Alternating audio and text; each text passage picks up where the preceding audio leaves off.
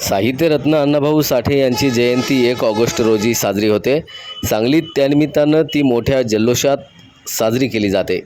त्यासाठी साहित्यरत्न अण्णाभाऊ साठे जयंती उत्सव समितीची स्थापना करण्यात येते. परंतु यावर्षी मातंग समाजाच्या कार्यकर्त्यांमध्ये 2 फळ्या निर्माण झाल्यानं दोन्ही फळ्यांनी आपापली उत्सव समिती स्थापन केली होती. त्यामध्ये उत्सव समितीचे 2-2 अध्यक्ष, 2-2 समित्या झाल्या होत्या. परंतु आज यावर पडदा पडला असून सर्वानुमते आता अर्जुन नेताजी कांबळे यांना जयंती उत्सव समितीचं अध्यक्ष म्हणून निवडण्यात आलं आहे. तर कार्याध्यक्षपदी अभिमन्यू भोसले, शेखर मोहिते, उपाध्यक्षपदी जितेंद्र वायदंडे आणि संदीप सनदी यांची, तर खजिनदारपदी कपिल आवळे, खजिनदारपदी अमोल सदामते यांची निवड करण्यात आली आहे. यावेळी नूतन अध्यक्ष अर्जुन कांबळे यांनी आपल्या भावना प्रसारमाध्यमांशी बोलताना व्यक्त केल्यात. पाहूया.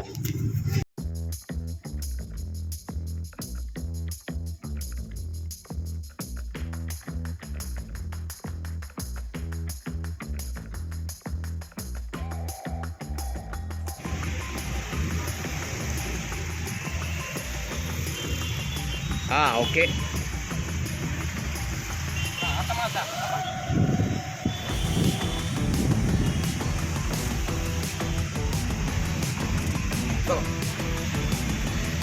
उभं राहा. काय झालंय? काय हे बघा इकडे समोर पुढे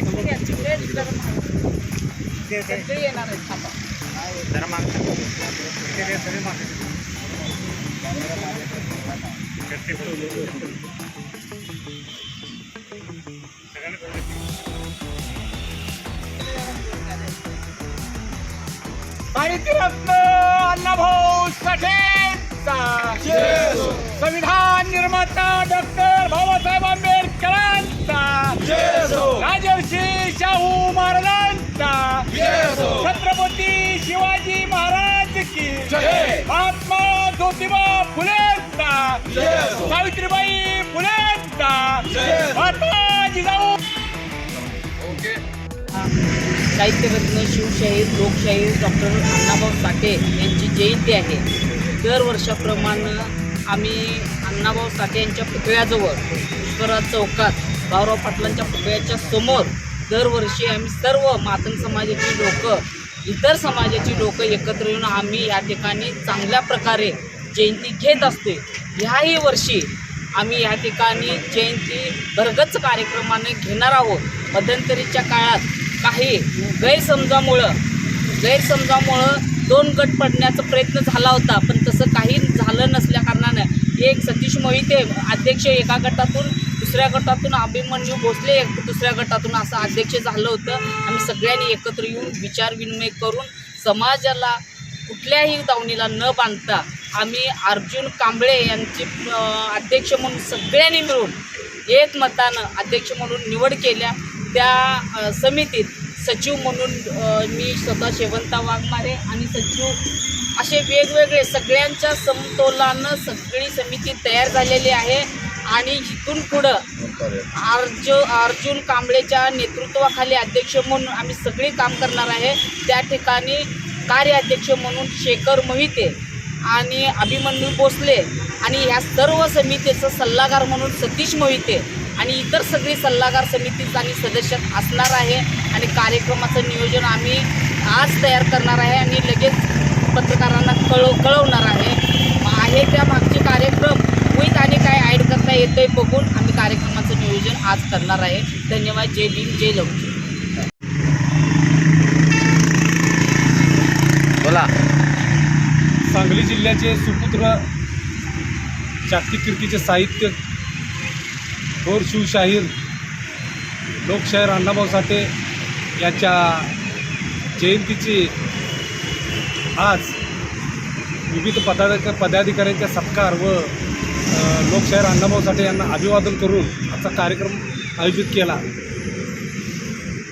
काही दिवसापूर्वी या जयंतीविषयी काही निर्माण झालेली परिस्थिती सर्वांनी विसरून दोन्ही गटाचे अध्यक्ष, सर्व ज्येष्ठ लोक, मातंग समाजाचे कार्यकर्ते यांनी मिळून एक बैठक घेऊन दोन्ही समिती विसर्जित करून नवीन समिती निर्माण करण्यात आली.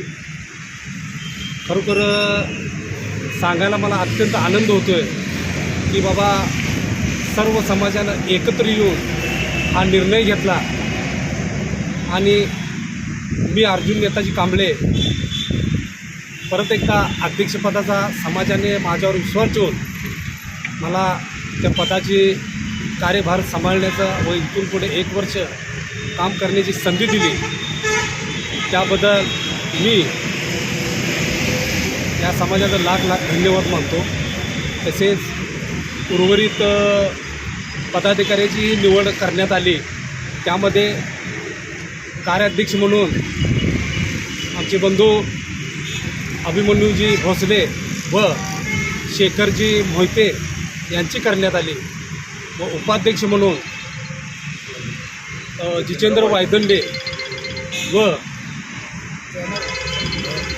संदीप संधी यांची निवड करण्यात आली. खजिनदार म्हणून कपिल आवळे व सहखजिनदार अमोल सदामते यांची निवड करण्यात आली. सदस्यामध्ये संजय लोखंडे असतील, चरण चौगुले असतील, बाबासाहेब कस्तुरे असतील, रोहित चौगुले असतील, हे सदस्य म्हणून काम करतील.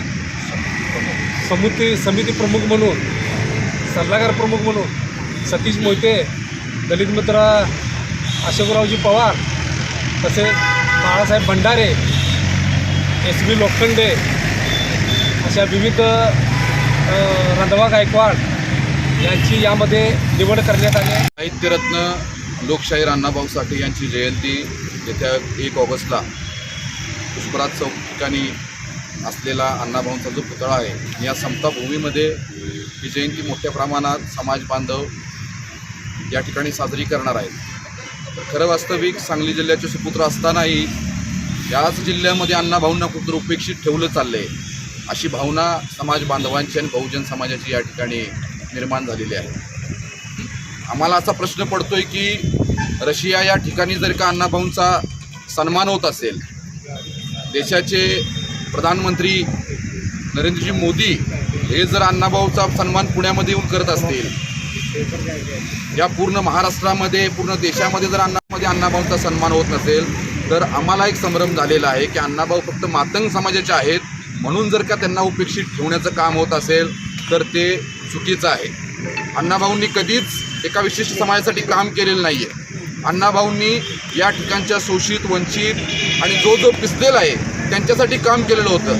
पण तरीही अण्णाभाऊंना एका विशिष्ट वर्गामध्ये आणून या ठिकाणी अण्णाभाऊंना उपेक्षित ठेवण्याचं काम या ठिकाणच्या सगळ्याच पक्षाची मंडळी, सगळेच कार्यकर्ते हे या ठिकाणी करण्याचं काम करत आहेत असा आम्ही या ठिकाणी आरोप करतो आहे. कारण अण्णाभाऊ या जिल्ह्याचे असूनसुद्धा या ठिकाणी अण्णाभाऊंचा जो पुतळा आहे तो पूर्णाकृती पुतळा इतक्या वर्षाची मागणी असतानासुद्धा ती पूर्णाकृती पुतळ्याची मागणी होत नाही आहे. काही दिवसाआधी आम्ही महापालिकेमध्ये गेलेलो होतो.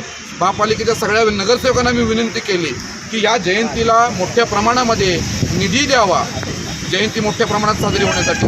तर अशोक मासाळे एक नगरसेवक सोडले तर एकाही नगरसेवकानं तो विषय त्यामध्ये महापौरांच्या समोर मांडलेला नाही. तर माझी पुन्हा एकदा विनंती आहे, सत्ताधारी पक्ष असेल, विरोधी पक्ष असेल, सांगली महापालिका असेल, त्या सगळ्यांना माझी पुन्हा एकदा विनंती आहे, होणारी जयंती आणि त्यानंतर अण्णाभाऊंचा या ठिकाणी होणारा जो पूर्णाकृती पुतळा आहे तिथल्या मान्यतेचा विषय आहे तो आपण मार्गी लावावा. अन्यथा मातंग समाज मोठ्या प्रमाणामध्ये बहुजन समाजाला सोबत घेऊन रस्त्यावर उतरेल आणि हे सगळ्यांना महागात पडेल. मी एवढाच या ठिकाणी आजच्या या बैठकीच्या अनुषंगाने इशारा देतो आणि या ठिकाणी थांबतो. जय भीम, जय लहुजी.